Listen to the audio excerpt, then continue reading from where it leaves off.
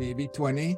Yeah. I'm 425 now, and we're building 200 in the next year. So 625 compared to 20, that's a big difference. Big difference.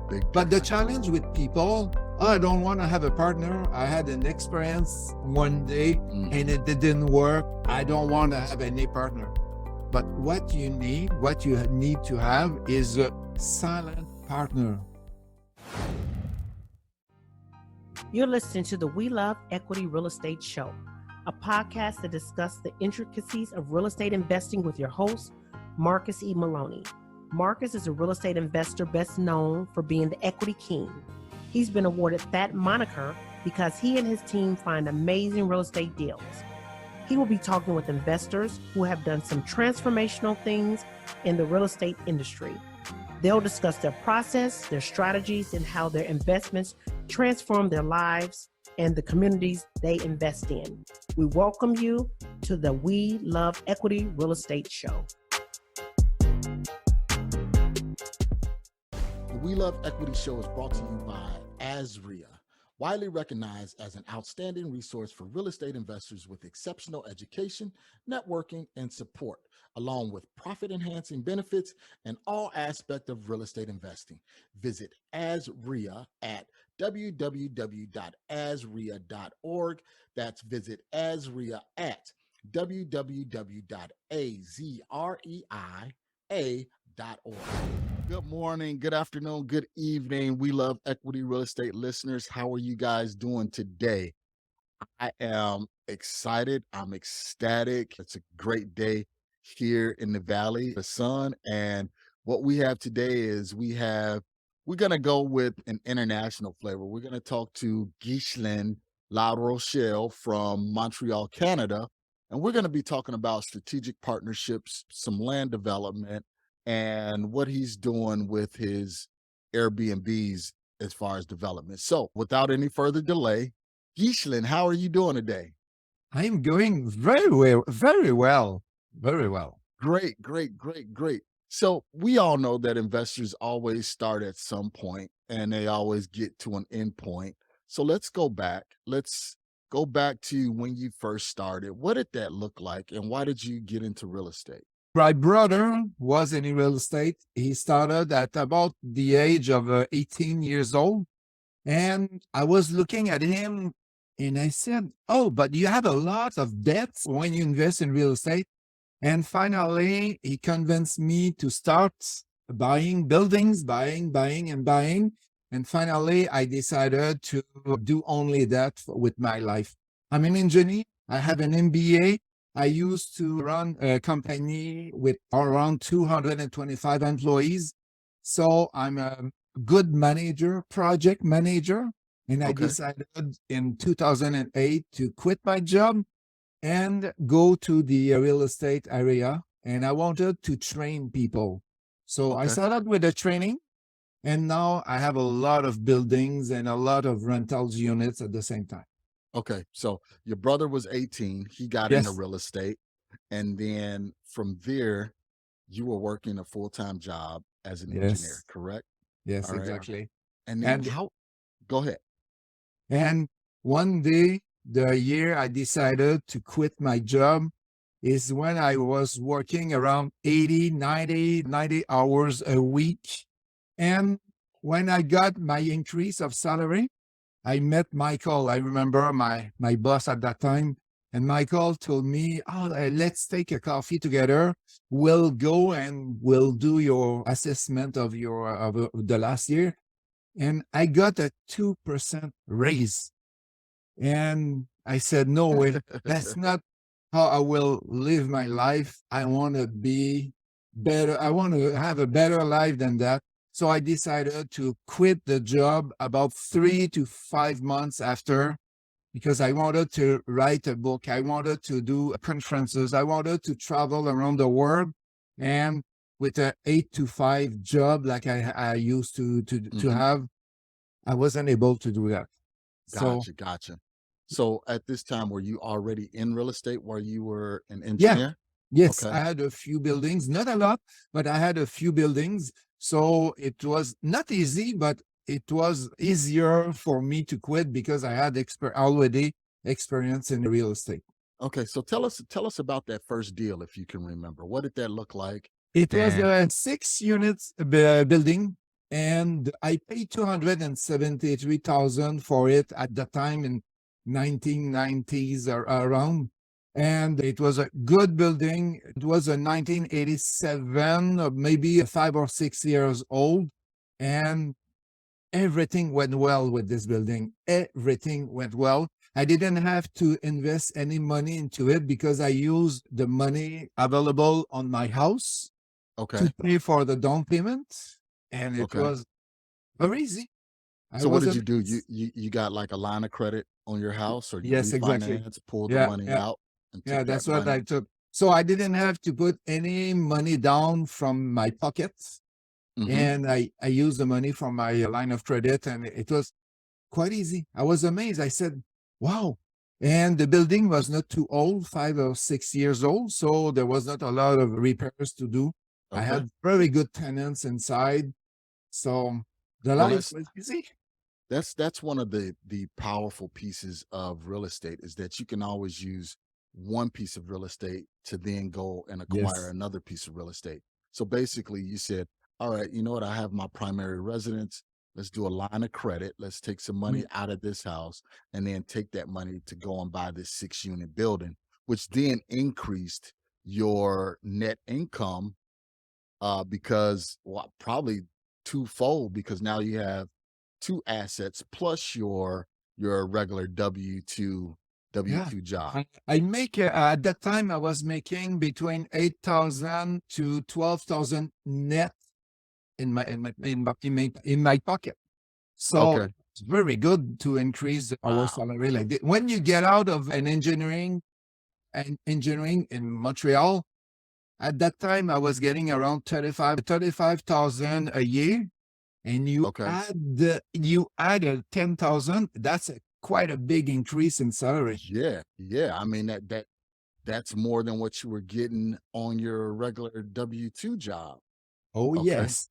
So now I understand why you were like, okay, you know what, this is not going to work. I'm just going to go ahead and quit, because you had this asset back here that was continuously paying you more Yes. than what you were getting on your 9 to 5 job. Excellent. Excellent. So how did you end up finding that 6 unit building? It was over the MLS multi listing. It was easy. I just called a broker and a real estate broker, and the job was very, very easy. Hmm. We made the offer. And at that time, there was not a lot of people looking for multi-unit residential. Hmm. So I was the only one who made the offer over there, and I got it. Okay. And that's kind of what we're starting to see again now in this current market. As the market shifts, there were a lot of people that were continuously buying, buying, buying, and now a lot of people are sitting on the sidelines, and a lot of people are trying to sell. One of the things that I always learned from investors is, when people are selling, that's when you should be buying. When people are buying, that's when you Mm, should be selling. So you always want to go against the current. So that sounds like that's exactly what you did, Ghislain. yes, exactly. And with the interest rate we have presently, so a lot of people, like you said, are on the sideline and they're just waiting that the price goes down. And will it happen? I think so, but not a lot. In Montreal, the price are pretty stable and they don't go very often down. Not Hmm. even in 2008. Okay. Okay. Yeah, not So even in 2008. so you got this 6 unit building, and you said, you know what, I'm walking off my job. What did you do after that? Kind of walk us through, because now you have this asset and you have free time. So what did you start doing? I bought about 6 units, 6 buildings at the same time for the total of 28 units. They were a lot more used, I would say. They were not new, so I had a lot of improvement to make it into it. And at Okay. the same time, I was starting my training facility on real estate because I had two passions. My first passion is real estate, and my second one, I found out that I love to train. I love to Okay. train people on real estate.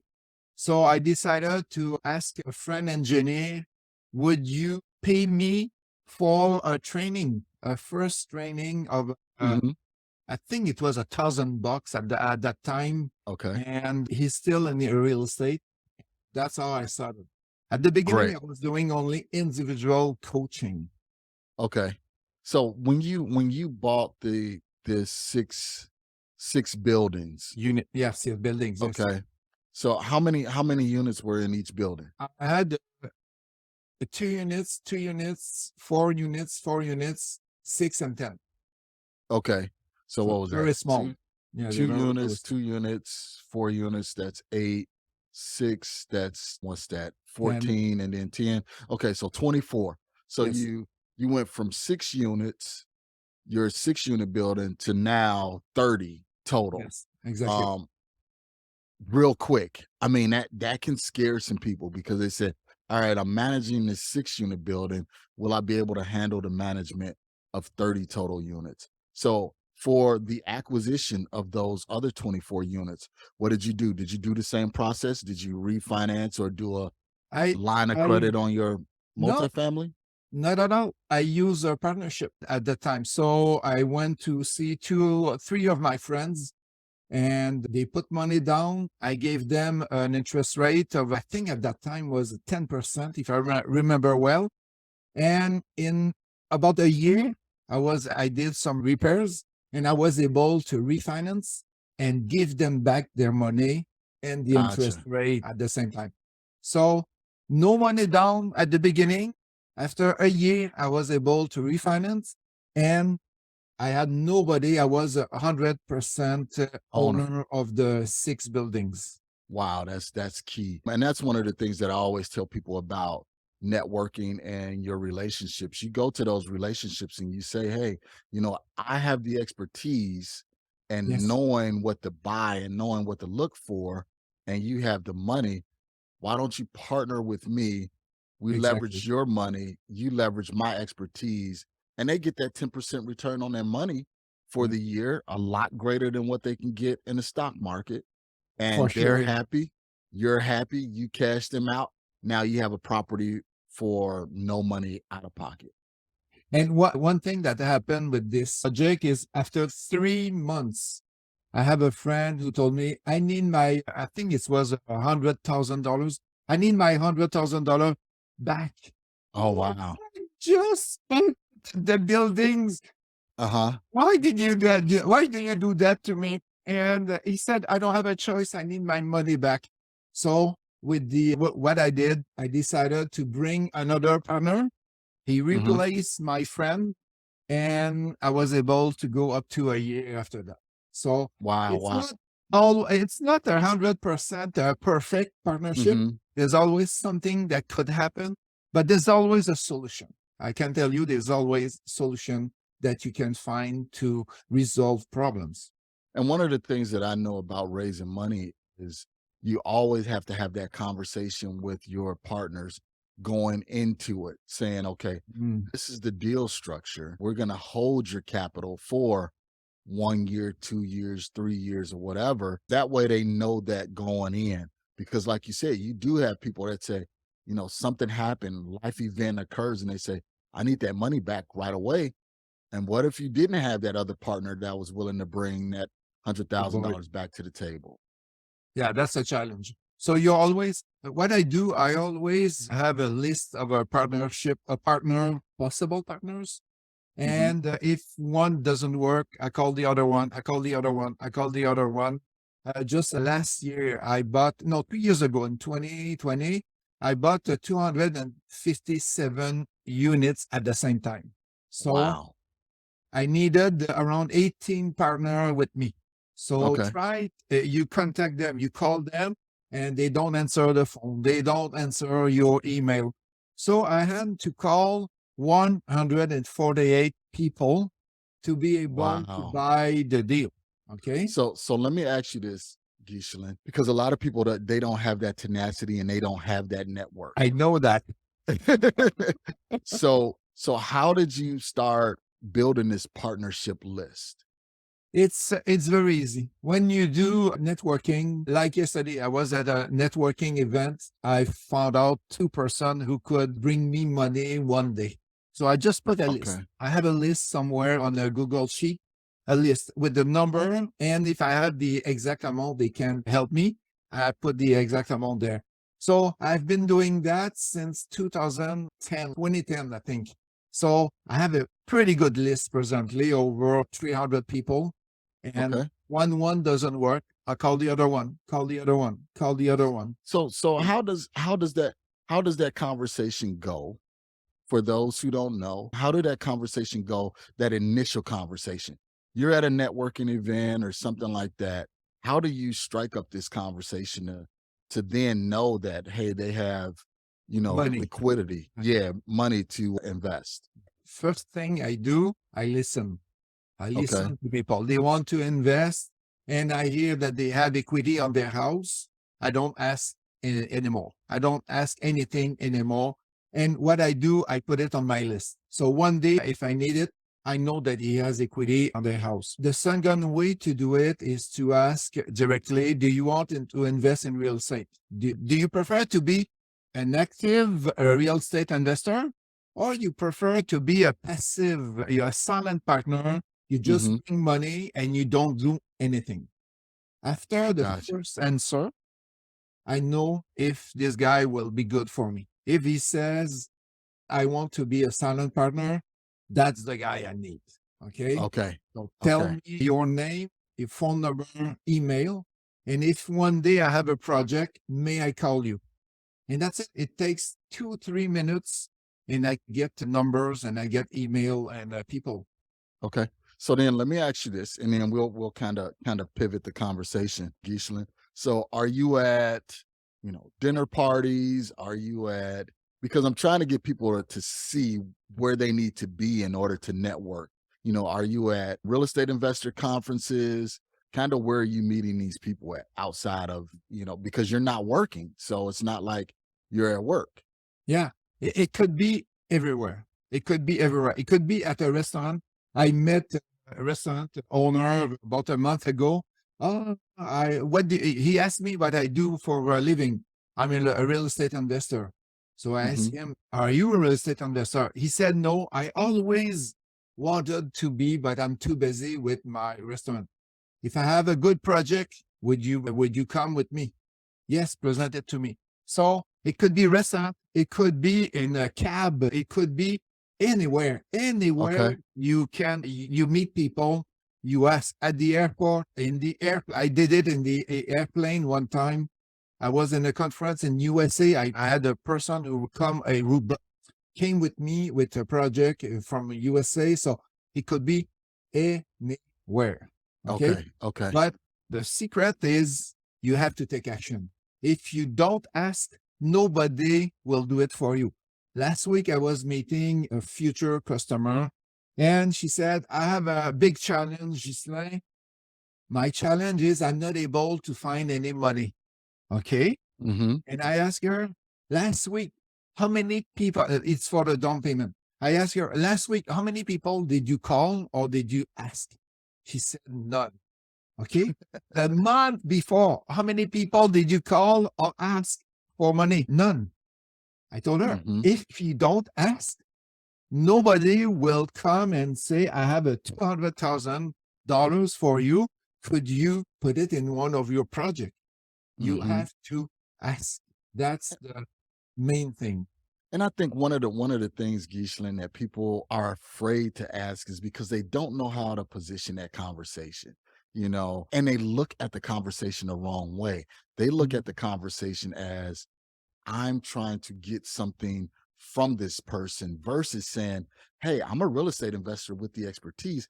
I'm trying to get you, a return on your money. I'm trying to give you something. I'm trying to provide you the opportunity. So it's that light switch of turning that conversation around and not thinking, hey, what can I get from you? But more so, hey, this is what I can provide for you. And this is what I can give you. You give me $100,000 at 10%, I'm going to make your $100,000 grow in that first year by 10%. So now you have $110,000 versus if you had that $100,000 sitting in a money market account or in an IRA or something like that, you won't get anything. You just Yeah. still end up having $100,000. So work with me and I'll make sure we'll work together and we will grow that money by 10%.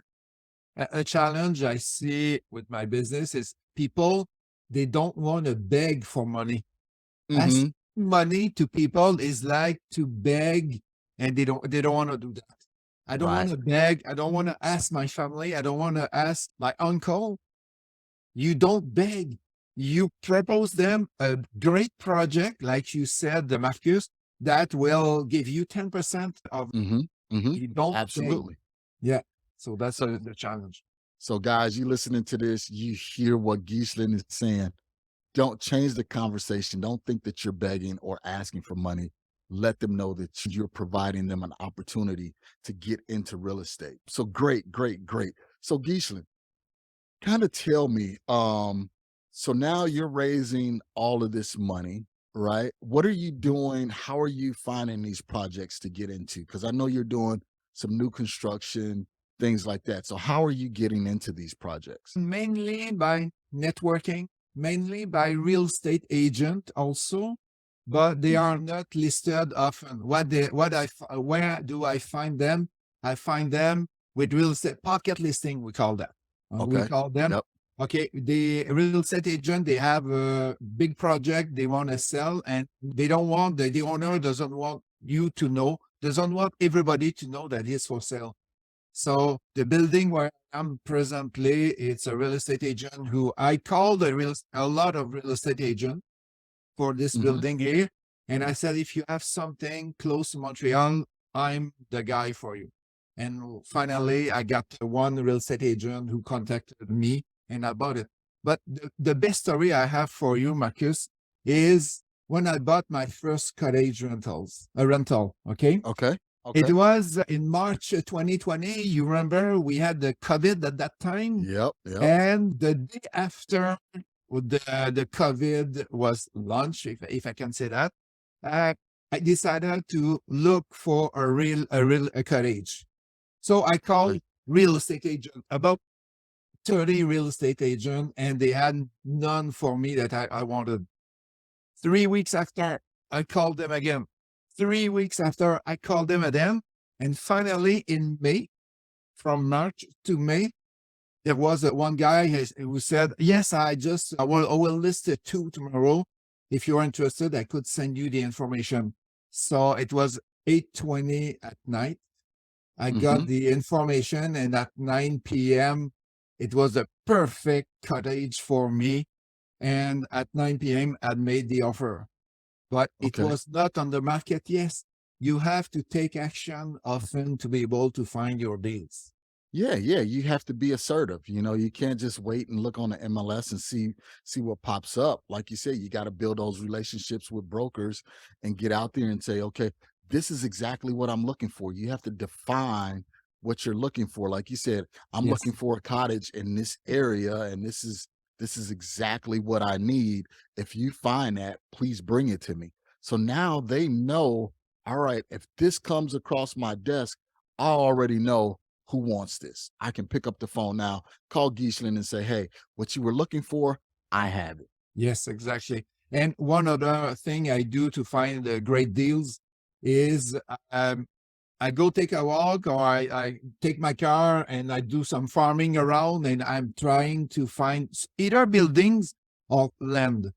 And in the last year, I bought 20 lots of land to be able to develop it. And these were German guys. Okay. Okay. They were not in Canada. They were not in USA. They were in German. And they had bought the land in 1987, a long time ago. Wow. Yeah. So I had to translate letter of intention to them. Mm-hmm. I had to send them by mail, but the address in 1987 is probably not the good one that Right. I had there.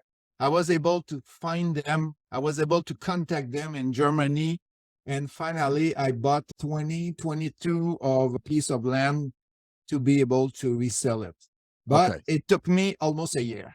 Almost a Okay. year. So talk to me about this. So you're primarily doing apartments and raising capital.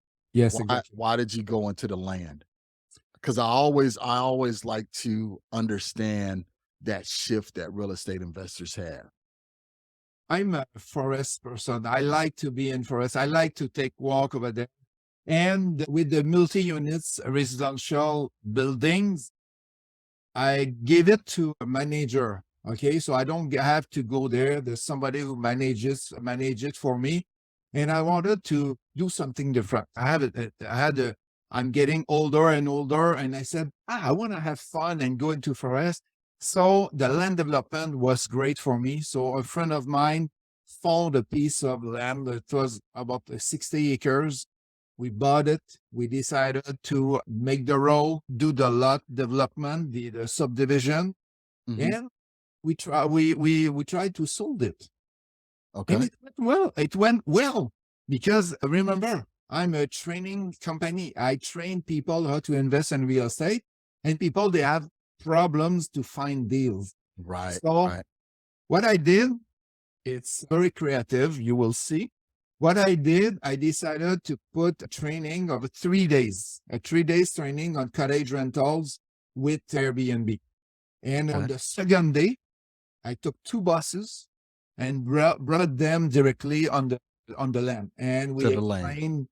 we explained them how we do it, what is the profit we're doing, and here you can buy this piece of land for this amount, and they are worth more than what you pay, and that's a good deal. So we Okay. were able with a few trainings like this to sell the land.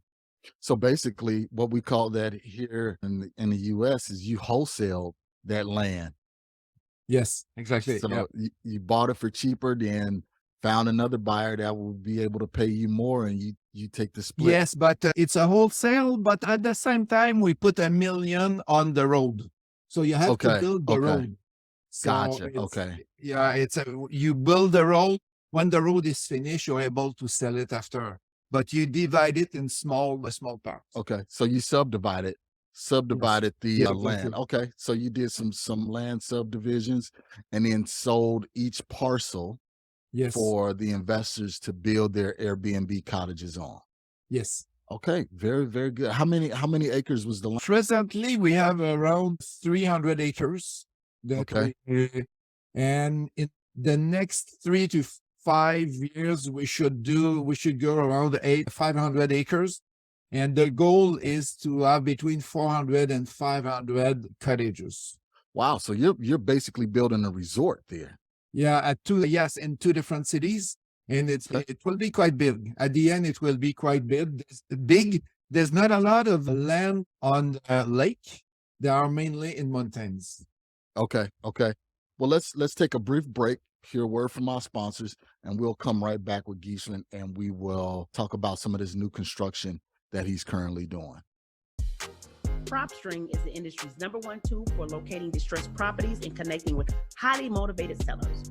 With 100% coverage across the U.S., PropStream provides a deep dive into any property's specific details, making it easy to generate lists of distressed properties and contact to the owners. No other product or service can compare. Gain access to MLS property details like expired listings. You can pull accurate comps, even sale prices in non-disclosure states. This information is typically reserved for licensed real estate professionals, but it is also available to you in PropStream. Gain access to unlimited nationwide property search, comparable home sales, targeted marketing lists, and owner contact lookup, built-in marketing tools, hundreds of filters to search and sort leads. Start your free 7-day trial now by going to proud.propstreampro.com/weloveequity. Are you tired of seeing others becoming successful real estate investors and you just don't know where to start? You see all the Instagram posts of others being successful. You see the Facebook ads guaranteeing instant success. You look at tons of YouTube videos and you even attend seminars just to be tricked into $10, $20, or even $30,000 courses. Well, with the Deal Finders Club, my husband is here to change things for you. Have you said to yourself, I'm deadly afraid to talk to sellers and I have no confidence. I don't know where to find motivated sellers. I don't know where to get a contract from. I don't know how much to offer the seller, let alone where I'm going to get the money from to close the deal. Well, in the Deal Finders Club, Marcus and his partner Mike are going to show you how to overcome all those challenges and more. Find out how by going to azdfc.com. That's azdfc.com. We'll see you inside.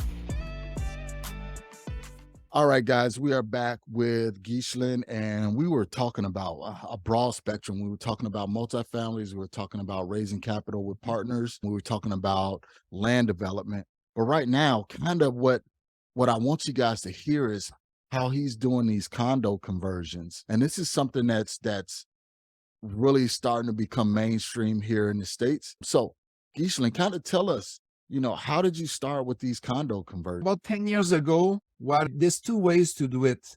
A condo conversion, you take either a commercial building, you divide it, and you resell every unit individually.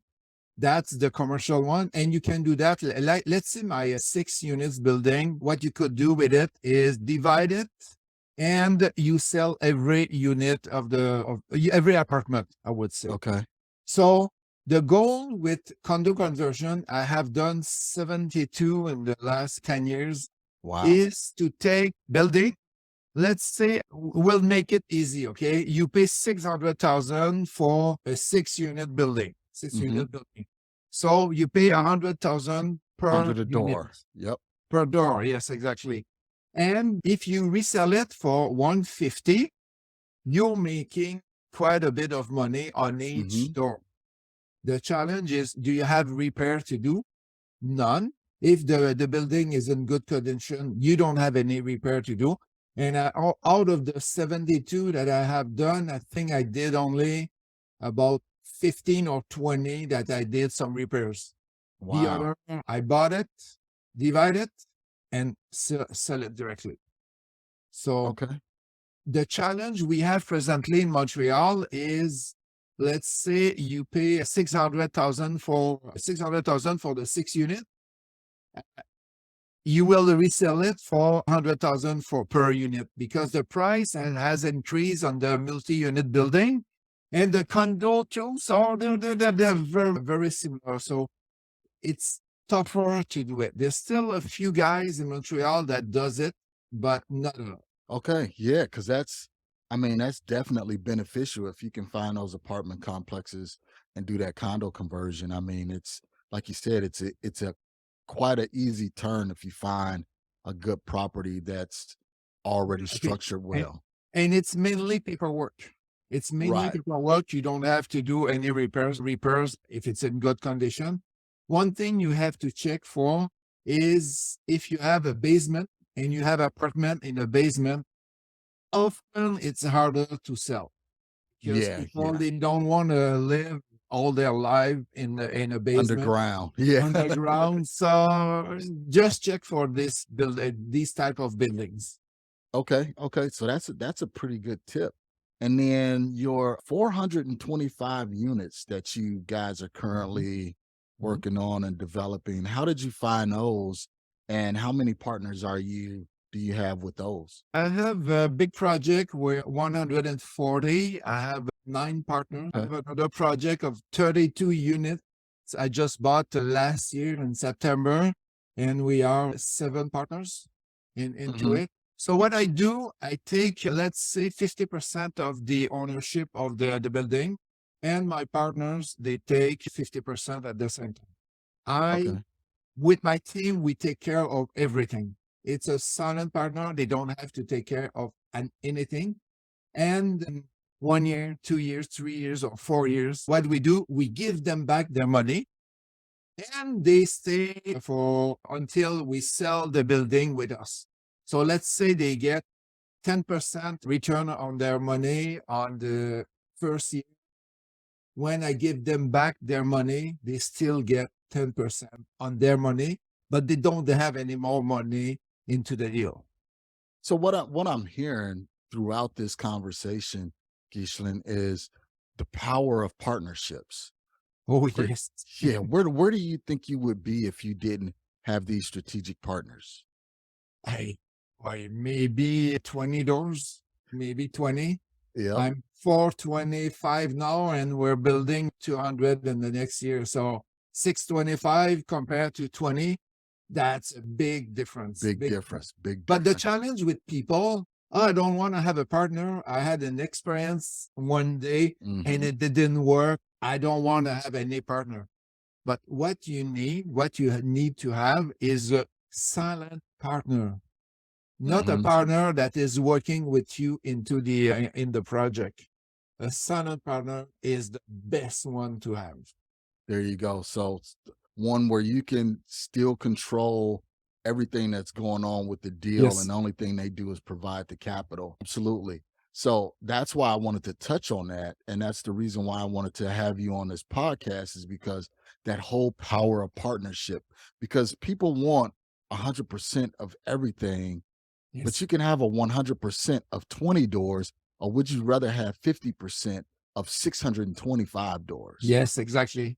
Yes. So, man, you really drove home the power of partnerships. So, guys, you guys that are listening, I really want you to understand that you need to get out, you need to network. Ghislain said that quite a bit. He had to go out, he had to network, he had to listen to what people needs, what they need, and see if what they need match up to what he have. And Mhm. then we partner on that, and we all make money, and we all help the community in turn. So, man, great job, Ghislain. Thank you so much. Thank you. So right now we're gonna put Ghislain on the hot seat. So we'll put Ghislain on the hot seat real quick. So Ghislain, starting over, what would you do differently? I would start earlier. Okay. Okay. I'm 58 years old now, and I have quite a lot of buildings, 57 building in total. And I will start a lot. I've been in the real estate for 25 years, and I have some people that I teach. They are 18 years old. They are 20.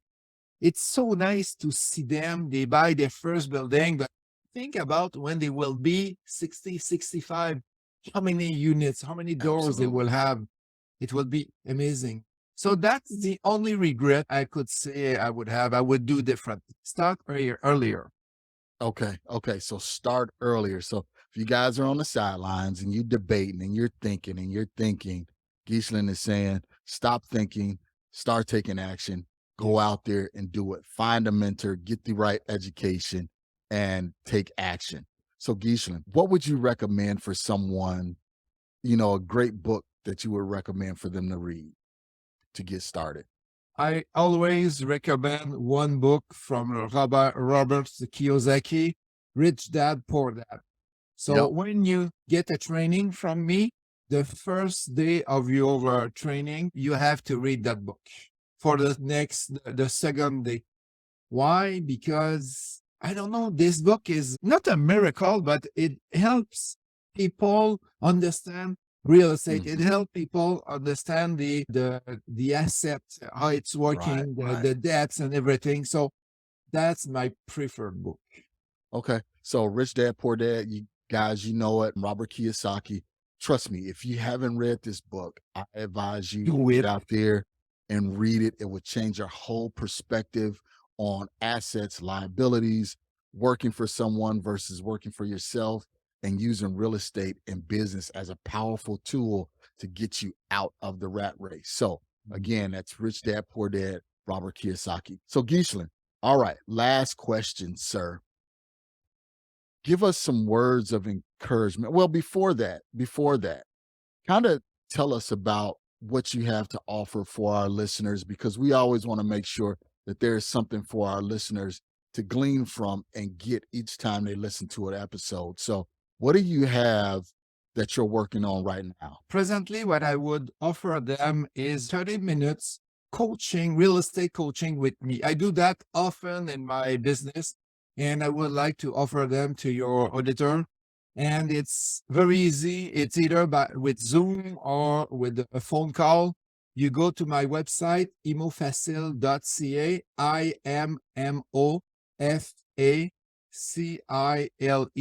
IMMOFACILE.ca, and you type on the info at Immofacile.ca. And I want to have a 30-minute with Ghislain. It will be a pleasure to help them and what we do in this 30 minutes, we look at what are your objectives, what are the things you're not able to do, and how could help you do it. Okay. So guys, take advantage of that 30-minute free consultation with Ghislain. That way he can do an evaluation and an assessment and see how you can truly get started in real estate.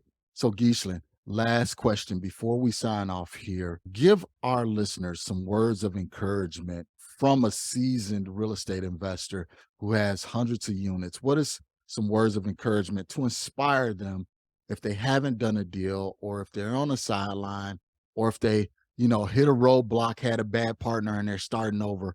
Give us some words of encouragement. One thing my father always told me is don't look at the costs of training. Don't look at the cost of the real estate. Look at the profit that you could make with the real estate investment. And one thing T.R. Baker always said also, don't wait to buy real estate. Buy real estate and wait. That's There you exactly go. what I did with my first six unit buildings. So that's a great point. And that's another great author is T. Harv Eker. You can read his book also regarding real estate. Well, Ghislain, man, I really want to thank you. And I know our listeners thank you and welcome you for all that you had to offer today. Really, the strategic partnerships is huge. And I'll probably have you back on the show just to go over, how to build those partnerships. What do you need? Sure. So I want to thank you. I really appreciate you being on, and thank you so much. Thank you, Marcus. All right, guys, that was Ghislain Larochelle. The reason why I wanted to have him on the show is to show you the power of partnerships. He said that if he hadn't partnered with people, he would only have 20 units. But because he strategically partnered with people, now he has 625 units. So just take a moment and process that. You can become successful by yourself, but you can always go a lot further with a team of people. So with that being said, I would definitely like to partner with you. I would definitely like to help you along your real estate journey. Feel free to reach out to me at Marcus E. Maloney. That's MARCUS, E as in equity, Maloney, MALONEY.com. You can get a 15-minute free consultation from me. We have our DFC group. If you're learning how to find deals and you just don't know what all to do, you don't know, should I do cold calling? Should I do text messaging? Should I do ringless voicemail? Should I do direct mail? Should I door knock? Should I do driving for dollars? If you just don't know what to do, reach out to me. We'll show you exactly how to do it. Me and my partner, Mike, we have over a decade of success in finding deals, and we find deals in multiple markets. I'm doing it here in Phoenix, Scottsdale, Chicago. He's doing it in Cleveland. He's doing it, in other states. And we're looking at expanding down into the Florida market. So if you want some assistance, and trust me, it's not $20,000, it's not $30,000 or anything like that, but you get 2 mentors. You have a 12 module lessons online course, and then you would meet with us weekly. You would meet with us weekly on Thursdays, and we go over everything that we talk about in the online course. So just remember, we're here for you. Go to MarcusEMaloney.com. If you're interested in being a deal finder, go to AZDFC.com. That's AZDFC.com. And join us. We would love to have you. Thank you for listening to today's show. I picked up some great actionable items, and I'm sure you did as well. If so, let me know. You can always reach me via social media at facebook.com/MRCSMaloney, Twitter at MRCSMaloney, and of course, IG at MRCSMaloney. You can also always reach me via email at mmaloney@equityri.com. Make sure you reach out to our guests as well. You can always find their contact information in the show notes below. If you have not subscribed already, what are you waiting for? Join the family. And while you're at it, leave us a 5-star review. This is how we tell if we're providing you with what you need for your journey. If there's someone you would like for me to interview, or if there's a subject matter you would like for me to cover, please let me know. Finally, if you're looking for additional information about real estate investing, go to equityrealestateblog.com. Also, youtube.com/Marcus Maloney. Until next time, family, always enjoy the journey.